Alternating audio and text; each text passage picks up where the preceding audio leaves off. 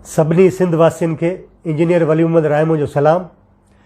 आऊं तव्हां सभिनी जो थोराइतो आहियां जो तव्हां सभिनी दुआऊं कयूं ऐं मदद कई। आऊं अल्हम्दुलिल्लाह कूड़नि केसनि खे मुंहुं ॾींदे बाइज़त भरी थी घर पहुची वियो आहियां। ऐं हींअर बि तव्हांजा तमामु घणा मैसेजिस व्हाट्सअप ते फेसबुक ते मिलनि पिया, तव्हांजा वॾा कुर्ब ऐं कुझु दोस्त मूंसां मिलण बि चाहिनि पिया, मिट माइट ॻोठां अचण बि चाहिनि पिया। उन्हनि सभिनी खे आऊं अर्ज़ु कंदुसि त हीअ जेको बीमारी आहे कोरोना आहे, इन जे करे, इन वायरस जे करे इहो मिलणु मुनासिबु कोन्हे। आऊं इनशाला जल्दी पंहिंजनि सां पाण अची मिलंदुसि, ॻोठ बि ईंदुसि ऐं जेके कराची में दोस्त आहिनि उन्हनि सां बि मिलंदुसि। तव्हांजूं कुर्ब, तव्हांजी महिरबानी। ऐं बाक़ी जेको केस आहे उहो तव्हांजे ज़हन में हूंदो त इहो कहिड़ो केस हो, छा हो। केस दहशतगर्दी जो हुयो, ॾाढो ॾुखियो हुयो। ऐं ॾुख जी ॻाल्हि आहे त पंहिंजनि ई कयो हुयो, पंहिंजे पार्टी वारनि ई कयो हो।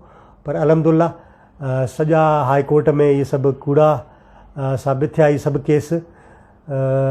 बाक़ी इहा ॻाल्हि रही त आऊं जेल में जेके 3 साल मूं गुज़ारिया, इहे 3 साल ॾींहंनि जे हिसाब सां 1000 ॾींहं आहिनि। त इहे 1000 ॾींहं मूं ते छा कयो, ज़ाया कया या कुझु हासिलु कयो। सो इन्हनि 1000 ॾींहंनि में घणो कुझु सिखियो बि आहे ऐं घणो कुझु लिखियो बि आहे। ऐं उहा शइ आऊं इनशाला शेयर बि कंदुसि वीडियो जे थ्रू, इंटरनेट जे थ्रू जल्द इनशाला। ऐं उहा तमामु घणी कम जी शइ बि आहे, हिकिड़े क़िस्म जी ख़ुशहाली जी थ्योरी आहे। ऐं इनशाला ताला इन खां अलावा मुंहिंजो जेको ख़्वाबु आहे त सिंध वासी, थर जा माण्हू, थर जा ॿारड़ा जेको मौत जो रकास घुमे पियो उते, उनखे मुंहुं पिया ॾियनि, पाणी कोन्हे, इन सभिनी शयुनि जो जे हल जे लाइ मूं कोशिशि कई आहे। ऐं इनशाला उहो हल बि थींदो।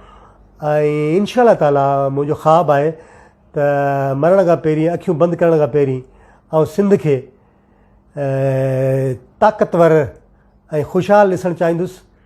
जापान खां वधीक ख़ुशहाल ऐं अमेरिका खां वधीक ताक़तवर इनशाला आऊं पाण करे ॾेखारींदुसि। न त मुंहिंजी दुआ आहे मुंहिंजा नौजवान जेके पंहिंजा आहिनि, मुंहिंजा सिंध वासी, उहे इनखे इहो ख़्वाबु मुंहिंजो पूरो कंदा। ऐं आख़िर में सिंध सां इश्क़ आहे ऐं इश्क़ खे निभाइबो इनशाला ताला। ऐं तव्हांजी वॾी महिरबानी, तव्हांजा कुर्ब। वरी इनशाला वीडियो जे थ्रू तव्हां सां कॉन्टेक्ट में ईंदुसि। कुर्ब।